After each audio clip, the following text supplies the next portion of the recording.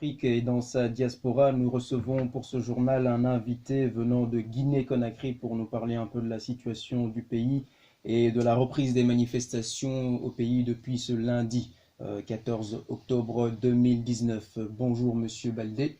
Bonjour monsieur. Je rappelle que Monsieur Aliou Baldé est représentant aujourd'hui du FNDC, le Front National de Défense de la Constitution.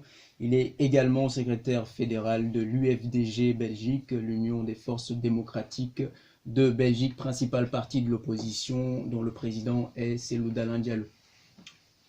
Bonjour monsieur. La première question que je vous pose, c'est quelle est la situation en Guinée? Bonjour messieurs, bonjour mesdames, bonjour à tous. La situation en Guinée est catastrophique, mais avant de commencer d'en parler, je voudrais vous demander d'observer une minute de silence à l'endroit de nos morts. Merci. Et donc, comme je le disais tantôt, la situation en Guinée-Conakry actuellement est catastrophique. Nous avons 11 cadavres actuellement dans les placards. Nous avons plus de 50 blessés par balles réelles, s'il vous plaît. Et nous avons plus de 500 emprisonnés. Des emprisonnés, on en parlera tout à l'heure, qui deviendront des bêtes à vendre. Et donc, M. Alpha Condé est contrôlé par un groupe de faucons qui ne veulent pas que la démocratie prospère en Guinée. Ils ne veulent pas qu'il y ait la paix. M. Alpha Condé tire, n'est-ce pas, sa légitimité du respect qu'il a face à la Constitution sur laquelle il a juré par 2 fois. Aujourd'hui, ce monsieur veut nous faire croire que cette Constitution est obsolète, elle n'est pas bonne, elle doit être changée entièrement. Quelque chose que nous ne sommes pas prêts à accepter au prix de nos vies. C'est ce qui explique la création du FNDC.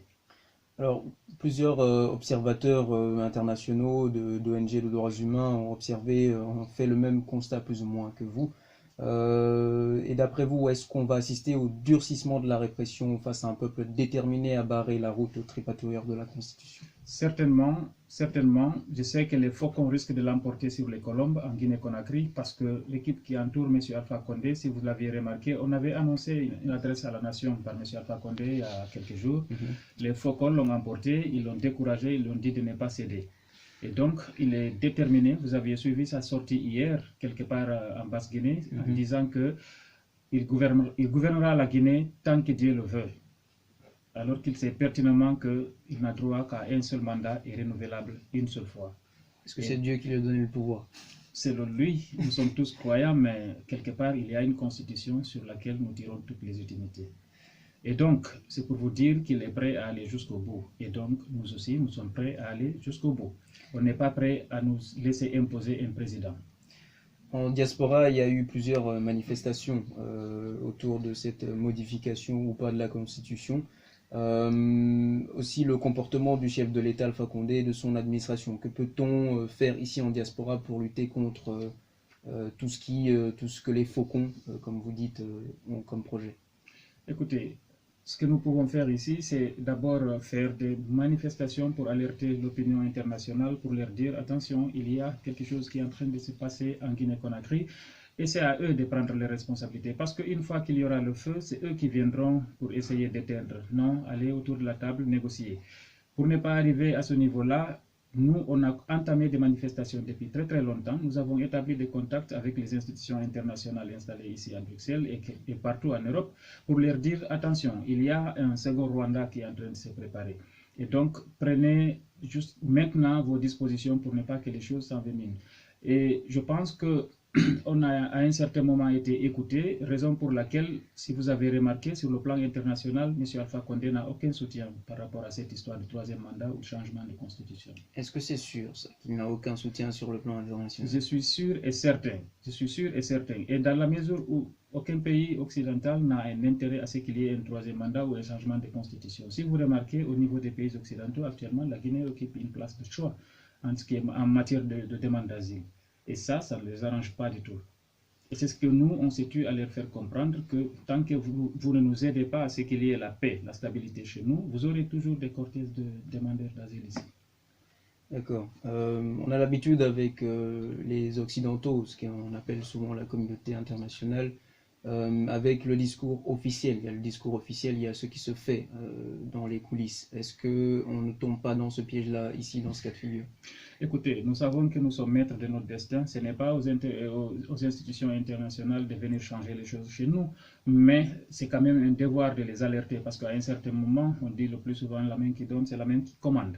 Et donc, c'est à notre devoir de leur dire attention, ne nourrissez pas un serpent parce que si vous soutenez un dictateur, ça veut dire que vous créez les conditions pour que le peuple soit réprimé.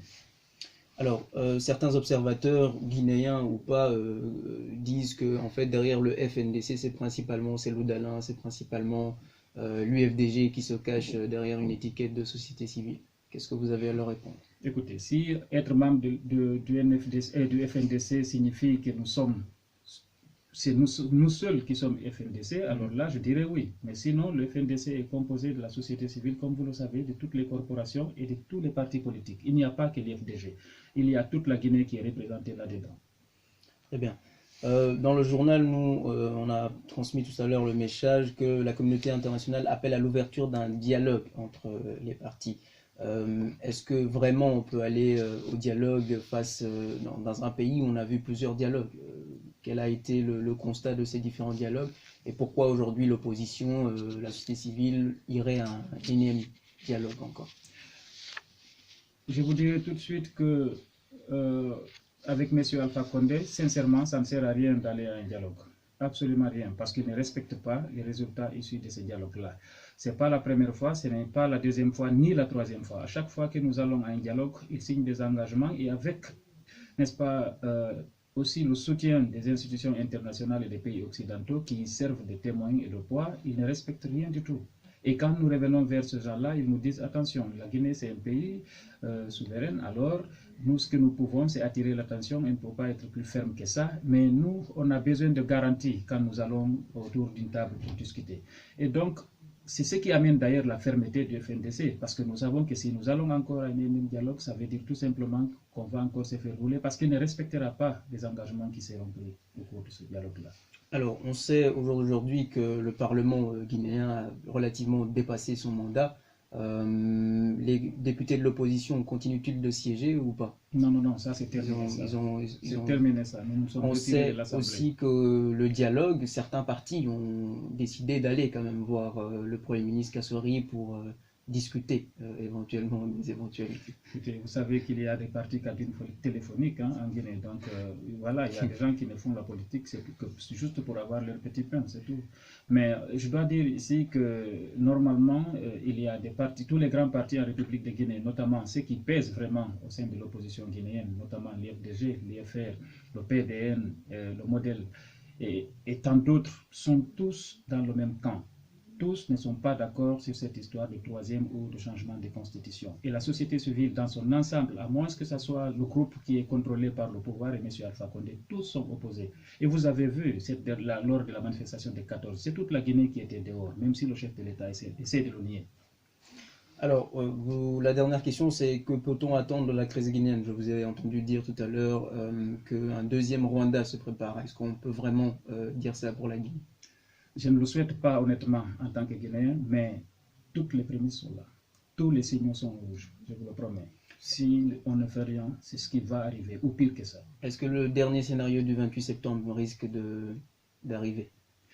Ou pire que ce scénario-là, je vous le promets, pire que ça. Au stade du 28 septembre, j'étais là, j'étais dans ce stade.